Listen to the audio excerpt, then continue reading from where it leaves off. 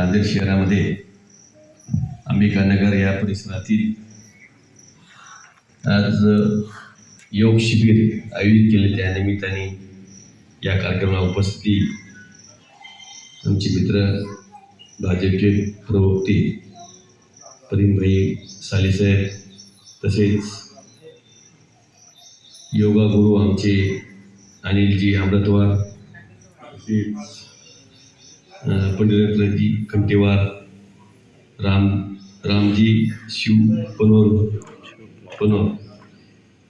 तसेच माळगे काका आणि या भागाची कार्यकर्ते उमेश दिघे, आशिष नेरळकर, धनंजय नबलवार, शिवाजीराव शिंदे आणि आमचे मित्र सुरेश भाऊ, दुसरे सर्व ज्येष्ठ मंडळी, गुरु आणि सर्व माता भगिनी, ज्येष्ठ मंडळी, मित्रमंडळी आणि सर्व योगा साधू, आज जे कार्यक्रम आयोजित केले आहे त्या निमित्ताने सर्वांना मी शुभेच्छा देतो. आणि आजचा जे कार्यक्रम आहे योग शिबिरेचा, त्या निमित्ताने खरंच मी कौतुक करतो की योगा गुरुचं सगळ्यांचं की कुठं ना कुठं योगा करण्यासाठी भाग पाडतात. म्हणजे त्यांचं कौतुक करावं तेवढं कमी, कारण त्याला काय गरज आहे कुठं जाऊन शिकवायचं, करायला व्हायचं. म्हणजे एक सामाजिक काम करण्यासाठी ती करत असतात. कुठं ना कुठं सगळ्यांचं आरोग्य चांगलं राहण्यासाठी, ठेवण्यासाठी हे त्याला चिंता आहे. ते आपल्याला सकाळी उठतात, योगा करायला शिकवितात. त्या निमित्ताने त्यांचं अभिनंदन करतो. मला माहिती आहे सगळ्यांना, ते सकाळी 5ला 3ला उठून सकाळी 3ला मेसेज पाठवतात. तुम्ही बघला असेल 3-4 वाजता त्यांचा मेसेज. तर ते 3ला उठून ते सगळ्याला योगा करण्यासाठी प्रवृत्त करतात. म्हणजे एवढे चांगले आपल्या नांदेड जिल्ह्यामध्ये योगा करण्यासाठी योगा गुरु आहेत, म्हणून नांदेड जिल्हा हे फर्स्टमध्ये आलेले आहे योग दिन. बरोबर आहे. म्हणजे असे चांगले माणसं, काळे काका आहेत आमचे ज्येष्ठ, अमृत कंटेवार काका, आज एवढे मोठे उद्योजक आहेत. आज ते योगा गुरु होतात. योगा गुरु होणे म्हणजे दुसऱ्याला प्रवृत्त करणं शिकविण्यासाठी आणि दुसऱ्याचं आरोग्य चांगलं ठेवण्यासाठी. म्हणजे एक सामाजिक काम आहे, असं करत असतात. आज योगा आहे. आज या ठिकाणी 7 दिवसाचं शिबिर आहे. आणि आता या शिबिरातून असं शिकलं पाहिजे की आपण दररोज योगा केला पाहिजे. या निमित्ताने योगा करणं का वाईट नाही, चांगलंच आहे. आमचा योगा हे सकाळचा म्हणजे फिरायचा योग आहे. आम्हाला टाईमही भेट नाही, व्यस्त असतात. म्हणजे आमचं व्यस्त जीवन आहे सामाजिक काम करण्यामध्ये, सेवा करण्यामध्ये. त्याच्यामुळं वेळ भेटू शकत नाही. आम्ही कुठं असं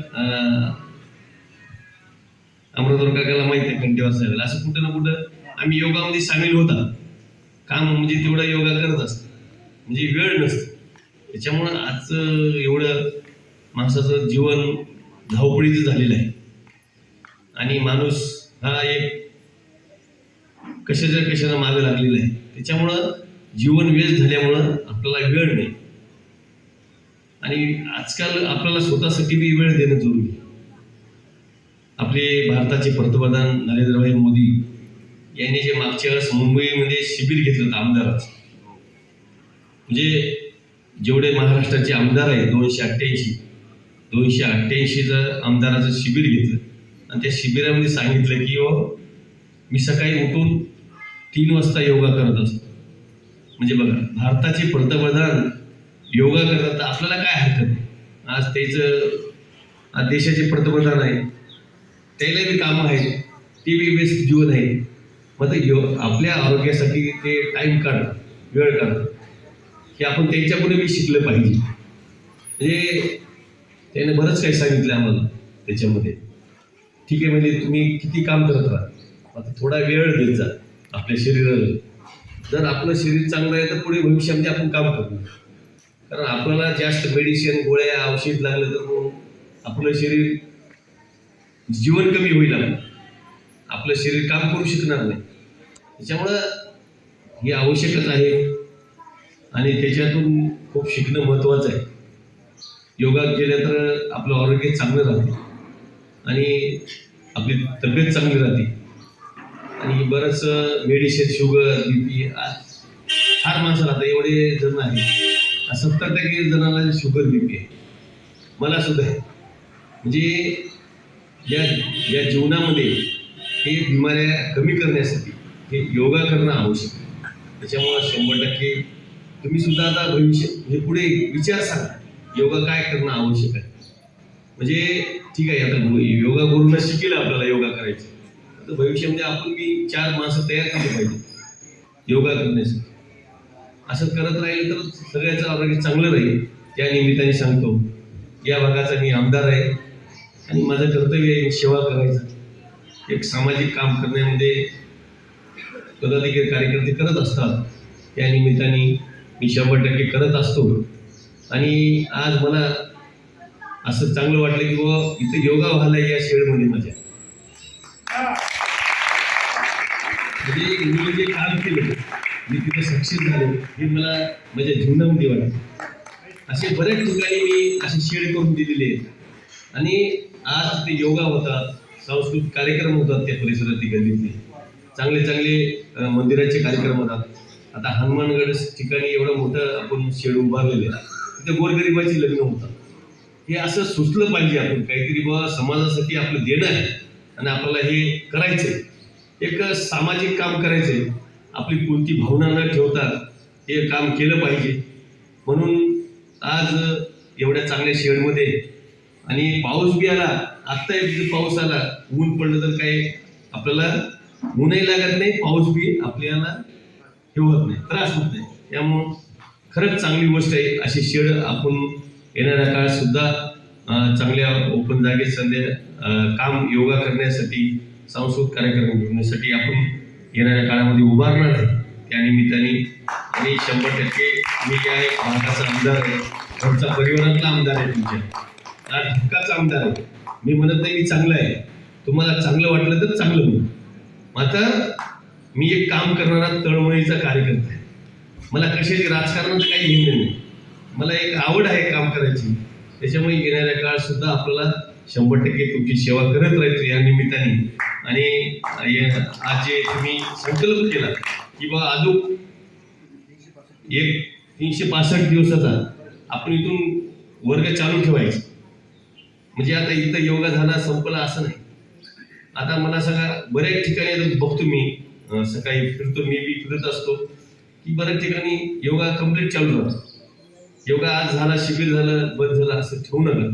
तुम्ही कोणतं न करता आपल्या परिसरातले एखादं ज्येष्ठ मंडळी ज्याला योगा करता येते त्यांना इथे येऊन स्टेजवर जेवढे लोक आले तेवढे त्याला योगा करण्यासाठी प्रवृत्त करावे ही सगळ्यांना विनंती करतो आणि सगळ्यांना शुभेच्छा देतो. आता योग भवनची बरेच दिवसापासून मागणी आहे, कारण सगळ्याचीच आहे. आपल्याला जागा सापडणार नाही. आता जागा आहे बाहेर, तर ते आपल्याला पडतर खाणारी जागा नाही. कारण जाया येण्यासाठी पैसे लागतील, 50 रुपये 100 रुपये, माणूस जाणार नाही तिथे योगा करायला, मग त्याचा फायदा होणार नाही, मग दुसरेच कार्यक्रम होते. यासाठी आपल्याला शहरात जागा कमसे कम 2 एकर तरी जागा लागेल. तर मोठं योगा शिबिर राबवायचं असेल तर तिथं उभारायचं असेल तर त्याच्यामुळं मी बघत आहे जवळपास जागा आहे का आपल्याला फायदा होईल, सगळ्याला फायदा होईल. तर तुम्ही सगळे गेले पाहिजे. मधल्या शहराच्या मध्यभागी झालं नाही, एका साईडला झालं तर हे या भागाचे लोक त्या भागात जाणार नाही. त्याच्यामुळं जागा बघण्यासाठी तयारी चालू आहे. 100% आम्ही काही दिवसात योगा भवन चांगलं सुंदर आपल्या नांदेड जिल्ह्यामध्ये बनविणार आहे आणि जिल्हा समितीच्या माध्यमातून होणार आहे. तुमच्याच परवानगीने ते योगा भवन चालू राहणार आहे. त्याच्यामुळे 100% सांगतो की आज योगा आहे. त्याच्यामुळे सगळ्यांना मी शुभेच्छा देतो. सुरेश भाऊ बरेच कालही फोन केला तर परवा 2 दिवसापासून माझ्या पाठीशी आहे. आता मी सीतारामच्या तिकडे गेलो काल, कारण माझ्या लक्षात राहिलं नाही. नंतर मग लक्षात आलं फोन आल्यानंतर. मी आज तुमच्या याच्यामध्ये हजर होतो आणि आज लास्ट दिवस आहे, समारोप आहे तुमचा. त्या निमित्ताने सगळ्यांना शुभेच्छा देतो. जय हिंद, जय महाराष्ट्र.